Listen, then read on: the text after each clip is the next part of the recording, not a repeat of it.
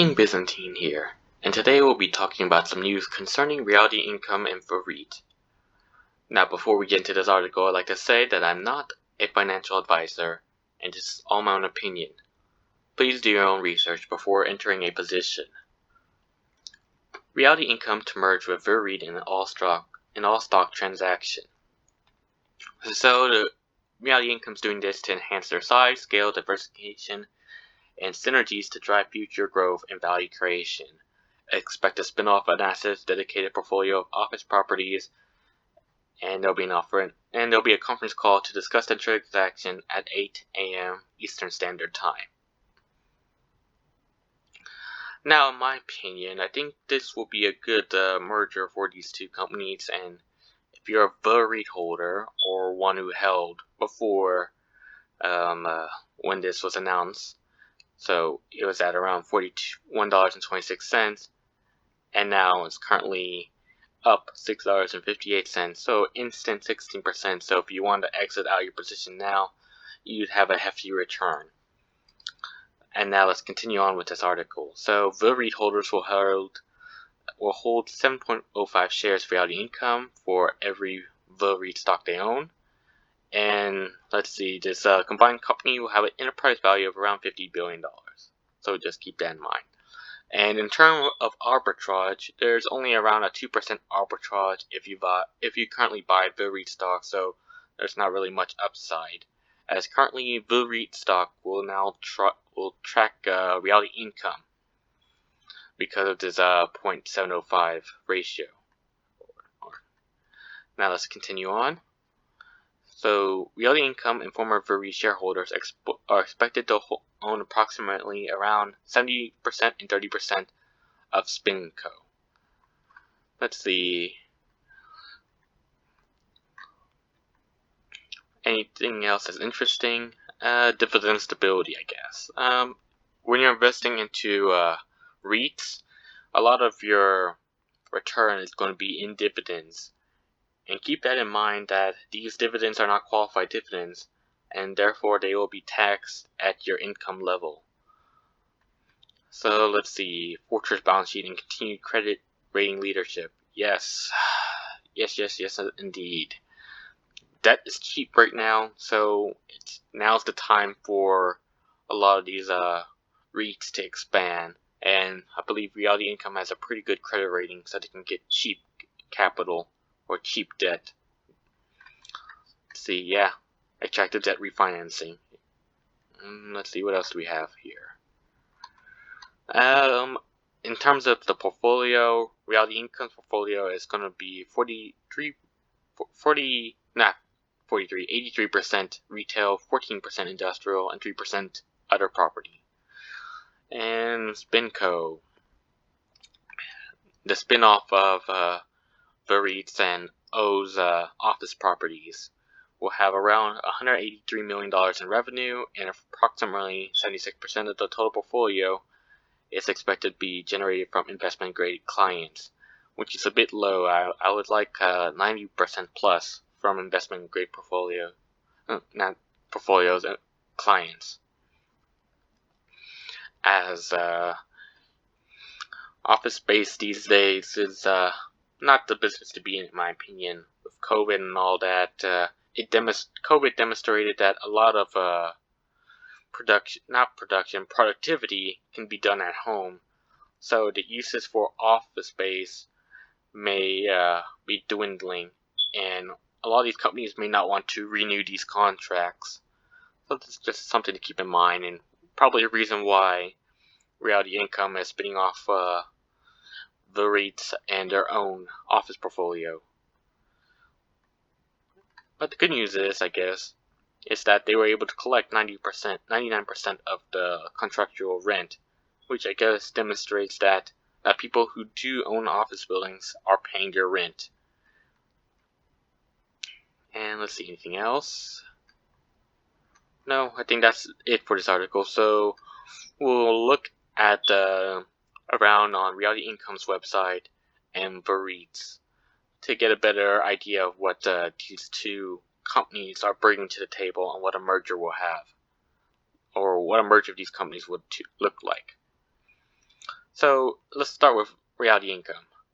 Now, Realty Income is a dividend king, I believe, or it's a dividend leader, I guess you could say. And they're the monthly dividend company, so they're famous for paying monthly dividends and raising their dividend.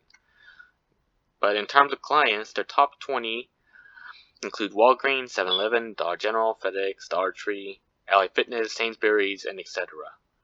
Now, as you can tell, with the 94% collection rate, I believe, for Realty Income, that a lot of it is due to gyms like LA Fitness or AMC, Lifetime Fitness, Original Cinemas. Theaters and gyms are probably going to be the most hurt and probably the least recovered of companies that were affected by the COVID shutdowns. And let's see, I want to look for Realty Income's press release. Or actually, we'll just look at their financial information. And beautiful press release. Let's see, yep, 93.6 contractual rent, so that's a bit off by around 0.4, but you get the idea.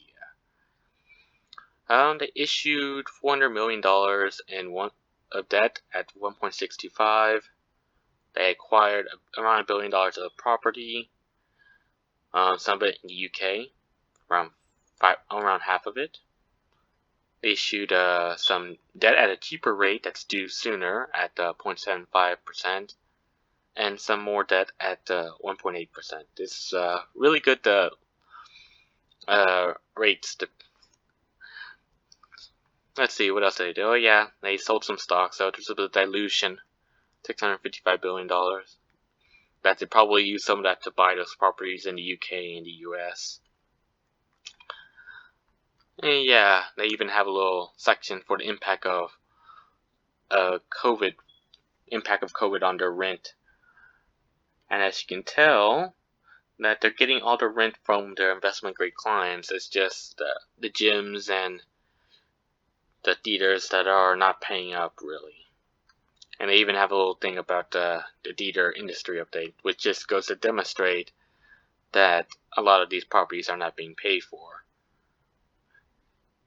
Yeah, as a result of this analysis on September 30th, 2020, we have determined that 31 of our 78 properties, it was no longer probable that we would collect substantially at all of the contractual rents due. So yeah, that's really hurting them right there. But I believe that they'll figure this out, as Realty Income is a very well-run business. Dividend increase, yes. They always increase their dividend. Increased it 3.1% in 2020, which is pretty good, considering that they're not even collecting all the rent and all the problems COVID has brought to the commercial real estate business. Let's see, they acquired 226 properties and 18 more being developed, so 244 properties. And with that on said, Realty Income is still growing, and with this merger, hopefully they can grow faster. But let's see, I want to go on to not geographic diversification, but I want to look at the property types. I'm wondering how much of their portfolio is being spun off in this new SpinCo company. Only around 3%. So 43 properties. So I'm guessing the biggest contributor to this office REIT company is going to be VEREIT, and we'll take a look at them after a quick look at their geographic diversification. Now, you may be wondering why geographic diversification is important. It's that some states or some places are more prone to natural disasters, like property in Florida or property off the Gulf Coast that are susceptible to hurricanes, which can cause a bit of property damage, which they'll have to pay out. I don't believe insurance covers everything. Let's see, let's select. Oh, so basically, there are 49 states it looks like. And they're in the UK, so concentrated in the US, so just keep that in mind when you're investing into Realty income. And then let's look at the we already looked at the property type. Well, I guess we can take a look at their industry diversification.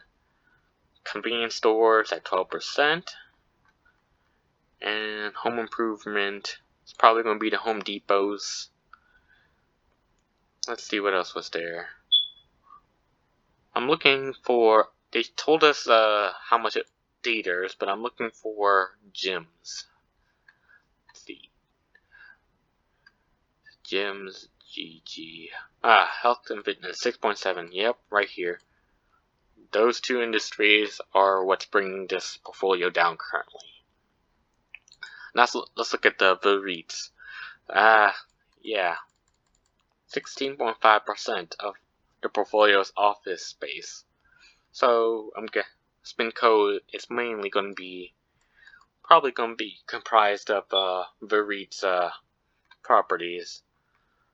Let's see, what do we have? Let's see, their top 10 rents are Red Lobster, Walgreens, Dollar General, FedEx, CVS, LA Fitness, Albertsons, PetSmart. Okay, so right here you can see that the credit ratings. You can see that LA Fitness and Red Lobster are a bit lower and at a bit of risk. And you can see that their properties by region, that they're concentrated. A lot of it's going to be concentrated in the Midwest, Mid-Atlantic, Southwest, and Southeast. Not a lot of property really in the western half of the United States, especially in the Northwest Pacific region. Let's see. Another thing to keep in mind with VEREIT's properties is only around 38.7% of it is investment grade. But they are also in 49 states, 41 industries, and the top 10 make up 27% of their portfolio. And they currently operate 3,831 properties. And if we say 15% of these properties are office space, I'm guessing around 650-ish properties are going to be spun off of this portfolio. Let's see, what else do we have here? Yeah, not much else to say besides that their current the market cap, according to this fact sheet back in December, was 8.7 billion. Though I think that's a bit changed. Recent spike up. Let's see. Yeah, market cap's at close to 11 billion according to Google. Now let's look at what this press release says. Rent collection at 98%, which is better than Realty income's. Let's see, 1.8 billion in unsecured notes, refinancing, 13.3 million shares, so a lot of diluting right here. Then again, a lot of these REITs will dilute their shares to buy more properties, so that's just something you keep in mind when buying a REIT. That they're willing to sell equity for cash to buy more properties to generate more income. And I guess that's sort of a way that REITs grow over time. Let's see. And weighted average remaining lease of 8.4 years. Okay. So, let's see. The company invested in 53 properties for approximately $334.2 million. Okay. What else do we have here?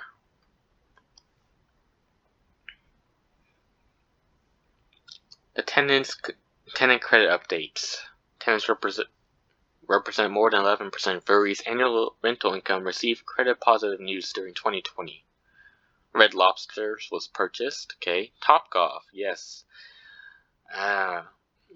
Topgolf. I believe they were supposed to merge as a SPAC before being bought out by Callaway Golf. Let's see, Albertsons and Academy completed their initial IPOs. Let's see.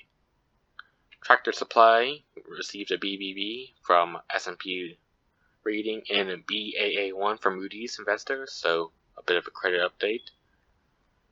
And as you can tell, their property collection rate has been doing quite well, and they actually got 100% of all industrials. Industrial REITs have actually been doing alright in this COVID world, as a lot of their properties were just not affected. I believe industrials include light manufacturing, heavy manufacturing, and storage. And I don't see, there's like not a lot of interaction, I guess, if you're in the storage business. You just need a few people to run a warehouse, I guess. So not a lot of shutdowns in the industrial business. Plus, industrials are getting getting a boost from the stay-at-home economy, as a lot of people are ordering off Amazon, and Amazon pays rent to these industrial REIT companies like Prologis or Stag Industrial. So that's just a quick tidbit about industrial REITs. Though I believe out of all these property types, the offices are still what's worrying me. As I explained earlier, that I believe there'll be a trend towards working at home, and that a lot of these companies may not renew their leases. So, for VEREIT holders and stock or Realty income holders that will be receiving shares of this spin-off company, I would take a better look at what these properties are, and seeing like the likelihood of X company is going to not renew their leases, as I'm still a bit wary about office REITs. In any case, what are your thoughts of this merger? And what do you think of Realty Income and VEREIT as a company?